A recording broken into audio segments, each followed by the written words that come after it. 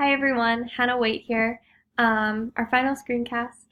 I'm going to start off by reflecting on my blended learning lessons. So far, I've done two of them. I did one last week and then I did one today, which is kind of why I waited to do my video because I wanted to reflect on it and be able to kind of discuss, have a little more, background to discuss. Both of my lessons went really well. I was amazed at even though like last week it was a new process for them how well they came in and they got started right away. Which, I mean, like the session before last week, I kind of did this is the expectation. When you come in now, you'll log into Schoology, you'll go through your tasks, this is how it's going to look. But I wasn't expecting it to go so smooth. I guess I was expecting some issues. It went really great. Last week, the only issue was my one student. He's forgot his iPad probably like twice. And of course, one was the day that I was like, make sure you have it. We're going to start our station rotation model. You're going to need it for one of your stations. Of course, he forgot it. And then he's like, oh, I'll use my phone. Well, I guess he forgot to turn it off and it was in his locker all day. And by the time, Flex rolled around, it was dead. So you can use that. But I'm lucky that I have two extra iPads, so I was able to give him one and we were able to keep moving on. This week he had it and it was great. I guess I'm amazed at how smooth it all went. And so I have my group session with them and then I have individual sessions with them. And last week my one student, he was like, why can't we just go on to Schoology and I can spend some time doing my activities on there too? And I was like, all right, I liked the feedback because it made me feel like he did really like it. Maybe he just didn't want to talk to me last week, which could be as well. But I'm just gonna mark it all as he really liked it and he'd like to have more of it. And I'm also kind of trying to incorporate that for some of my other students. Today I started to create a course for my one student. We're gonna explore some different cultures and perspective taking, and everyone's different, and kind of working to get that up on there, and just something different than sitting together and him listening to me talk, and something different, and I think he'll enjoy it. I'm also working on creating some different things for some of my other students and exploring the idea of maybe meeting via video chat or something different for a session. I think this class kind of gave me the push I needed. It's okay to try something different. It's okay to be kind of afraid of your results. Problem solving is good, and I'm excited to see where I go. It's definitely the push I needed though. One thing that I would change about my lessons is so I see a student for 10 minutes, the other student works independently, we flip flop, and in the last 10 minutes, we have a whole group activity. So both sessions so far, I just get so excited that I ignore my timing. And, I was setting timers and I was working through it, and I ignore it. I get so excited. With my students, like on the spectrum, like working, having a conversation, a good conversation with those appropriate conversation skills is a need.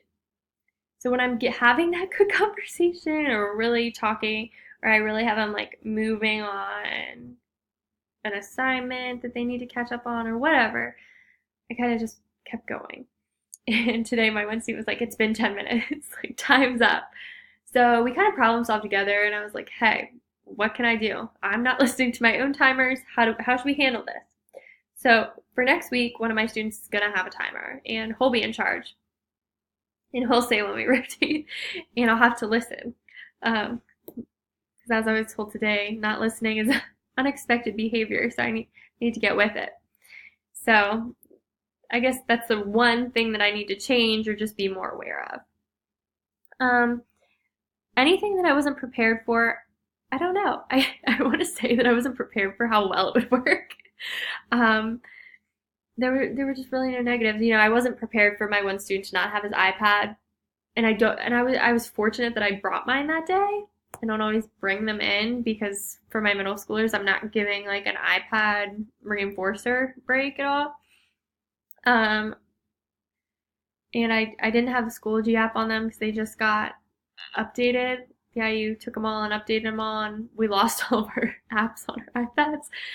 So I guess that was a little curveball and wasn't something that I was prepared for. Now I am, though. I always make sure I at least have one of them. And my students do know the phone thing, too. Go ahead, bring your phone. We can use it. I'm okay with it. Challenges. I guess the phone or the time thing is a challenge for me. But like I said, there's a plan in place. I'm confident that they won't, when they're in control, they're not going to let me just kind of skim by the timer and be like, oh, it's all right, we can do it. Because like my group activity has been a game and we haven't played it because I keep running over my times. So actually, I'm going to run my session different too, and I'm going to have the whole group activity come first on next Wednesday. So we definitely get it in and they can enjoy it. It's a game they love too. So, I can be flexible too, and I want them to know that, and I want them to know that I do hear their feedback and I do respect it. So that's kind of where we're at. My biggest questions, I guess, at this point are how, I don't know. I'm still just trying to expand my resources, I guess. I do make a lot of my resources myself, so I'm working on getting those on the Schoology. But I think there's a lot more I can do with Schoology than what I'm doing. So I guess my questions are more, it's not about appearance, but I want to make my Schoology page look a little more fun. And I guess that's where my questions lie right now. And I'm working this summer. I'm going to do some professional development with like one of our technology.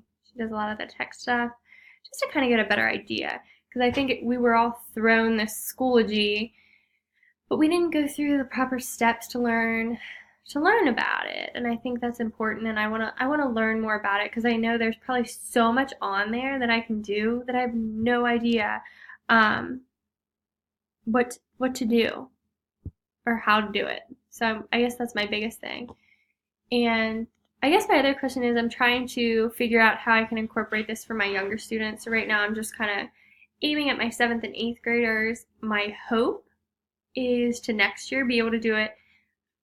I'm not sure what my caseload is going to look like. I know I'll have my 7th and 8th graders. But if I have younger students, how I can use Schoology and how I could use the station rotation model.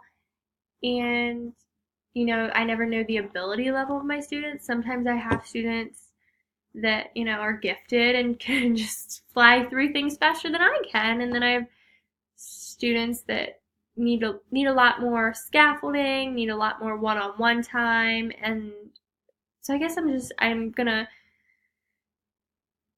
need to kind of think through that type of stuff as well. My biggest aha with this blended learning and the whole thing is it can be done. I really kind of panicked at first because, I don't have a traditional setting. How's this going to work for me?